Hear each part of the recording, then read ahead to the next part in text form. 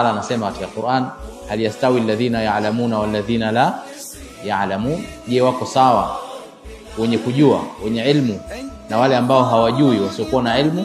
Taban hawako sawa.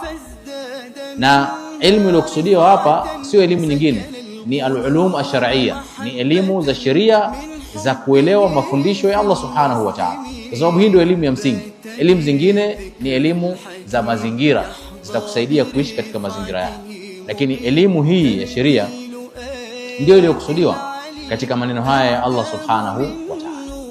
Lakini aya nyingine Mwenyezi Mungu anasema, yarfa'illahu alladhina amanu minkum walladhina utul ilma darajat. Mwenyezi Mungu anawanyanyua wale walioamini miongoni mwenu, na wale waliopewa elimu wananyanyuliwa daraja za juu zaidi.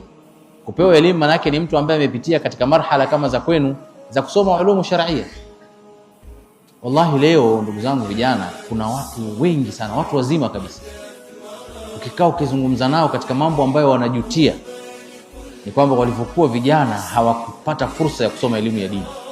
Anakupata shekha, sawa bwana, mimi nimepoteza muda wangu mwingi sana, nimesoma, nimechukua degree karibu 2, lakini sijapata fursa ya kusoma elimu ya kumjua Mola wangu, ndio nataka nianze kusoma sasa hivi.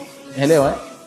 Sasa anakuja kujutia mtu ana miaka 60, 65 kwamba hakusoma, lakini wewe Mwenyezi Mungu amekujalia upo katika Markaz al-Haramain unasoma. Sasa kwanza nawakumbusha nafasi mlionayo, fadhila ya elimu ambayo mnayo, ili msichezee na mkakururika na kuona labda vijana wengine wako kwenye maisha wanatafuta riziki, sawa, wanapata maisha, wanaendelea, ukaona kwamba labda wewe unapoteza muda wako.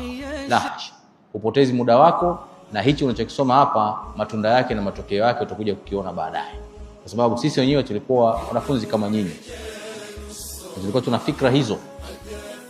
Kiangalia wenzako wameingia kwenye business, wengine wameingia kwenye kazi, wengine wameingia huku, sawa, wanakuringishia, yani maisha yanakwenda, shekhe huko fasili gani sasa hivi? Bado niko thalith mutawasit. Hivi utamaliza lini vile? Sawa. Wakati ana kazi yake, anaingiza fedha, anabadilisha vitu, unaviona, mwisho unaingia katika nafsi yako kwamba napoteza muda, ningewahi maisha yale. Umeelewa?